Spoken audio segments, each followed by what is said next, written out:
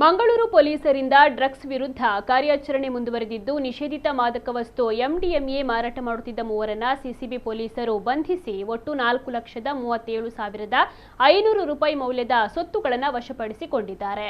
ತೊಕ್ಕೊಟ್ಟು ಚೆಂಬುಗುಡ್ಡೆ ನಿವಾಸಿಗಳಾದ 53 ವರ್ಷ ಪ್ರಾಯದ ಹೈದರ್ ಯಾನೆ ಹೈದರ್ ಆಲಿ ಮತ್ತು 29 ವರ್ಷ ಪ್ರಾಯದ ಮೊಹಮ್ಮದ್ ಸಜಾದ್ ಉಡುಪಿ ಜಿಲ್ಲೆಯ ಶಿರ್ವ ನಿವಾಸಿಯಾಗಿದ್ದು, ಪ್ರಸ್ತುತ ಮಂಗಳೂರಿನ ಪಂಪ್ವೆಲ್ನ ಉಜ್ಜೋಡಿಯಲ್ಲಿ ವಾಸವಾಗಿರುವ 26 ವರ್ಷ ಪ್ರಾಯದ ಜೈಸನ್ ಮಿನೇಜಸ್ ಬಂಧಿತ ಆರೋಪಿಗಳು.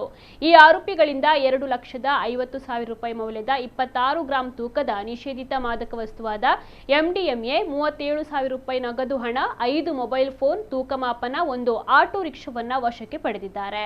ಇವುಗಳ ಒಟ್ಟು ಮೌಲ್ಯ 4,37,500 ರೂಪಾಯಿ ಎಂದು ಅಂದಾಜಿಸಲಾಗಿದೆ. ಈ ಬಗ್ಗೆ ಕಂಕನಾಡಿ ನಗರ ಪೊಲೀಸ್ ಠಾಣೆಯಲ್ಲಿ ಪ್ರಕರಣ ದಾಖಲಾಗಿದೆ. ಮಂಗಳೂರು ನಗರದ ಪಂಪ್ವೆಲ್ ಎಕ್ಕೂರು ಪರಿಸರದಲ್ಲಿ ಸಾರ್ವಜನಿಕರಿಗೆ ಹಾಗೂ ವಿದ್ಯಾರ್ಥಿಗಳಿಗೆ ಆಟೋ ರಿಕ್ಷಾದಲ್ಲಿ ಡ್ರಗ್ಸ್ ಮಾರಾಟ ಮಾಡುತ್ತಿದ್ದ ಬಗ್ಗೆ ಖಚಿತ ಮಾಹಿತಿಯನ್ನು ಪಡೆದ ಮಂಗಳೂರು ಸಿಸಿಬಿ ಪೊಲೀಸರು ಭಾನುವಾರ ಈ ಕಾರ್ಯಾಚರಣೆಯನ್ನು ನಡೆಸಿದ್ದಾರೆ.